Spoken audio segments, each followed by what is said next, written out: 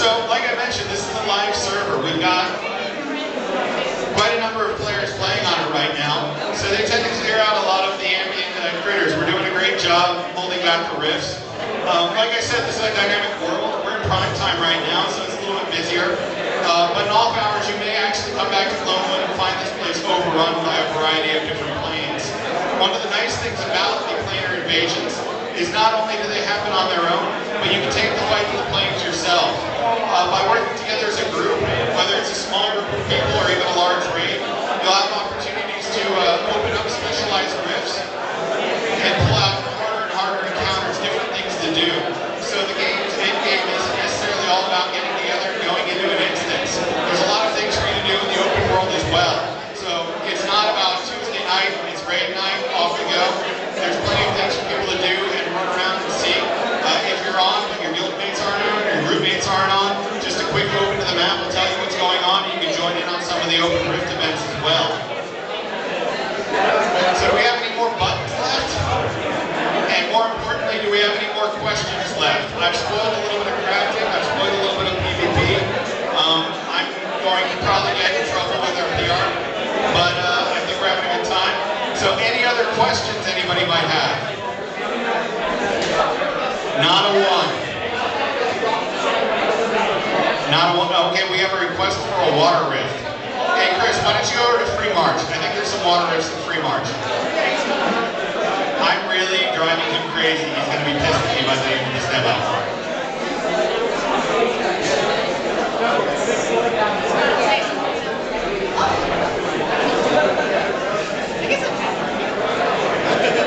Back on your mount. Pop your handy dandy mount.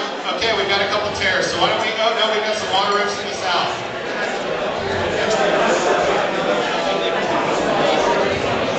So use your magical developer speed and zip on over there real quick.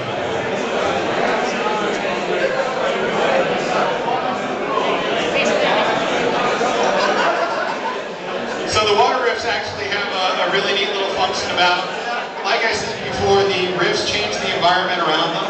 Each one's a little different. The encounters are completely different, random.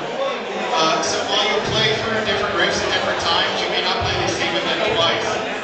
In a rift like a water rift, you may come across obstacles within the rift itself. So depending on what we come across here, this may be a situation where there'll be geysers erupting. These geysers potentially will knock you back and out of the way. So here we are, we've got a water rift, live request.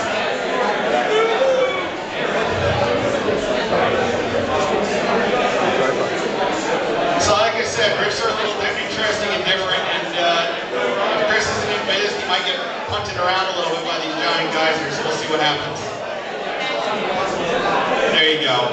So not only do you have to be concerned about the monsters that pour out of these, but you have to be concerned about the rifts themselves, and they can affect you. So before we wrap it up, do we have any other requests? Any requests? This is your one opportunity to get any question answered, go back to the forums and look like a real big shot. Come on, anything.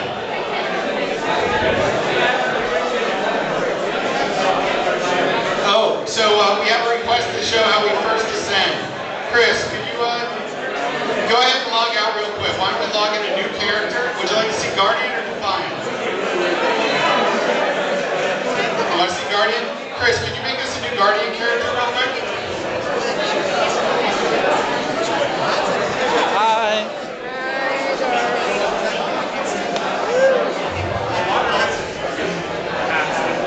So he's going to zip through here real quick. Hit random a couple times. Good old blue beard. Oh wait, this guy doesn't have a beard, does he? Yeah, he does. I'm just blind.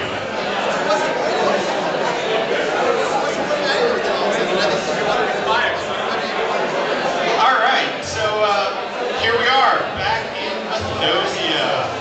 So you actually, as a player, get to play through some of the key moments in time. As a Guardian, you start, well, back in Mateo, when Regulus, what, the Shade War was it? Oh wait, here, I've actually got our lawyer right here, he can answer the question better than me. So the Mateo was backed by civil war as its king turned to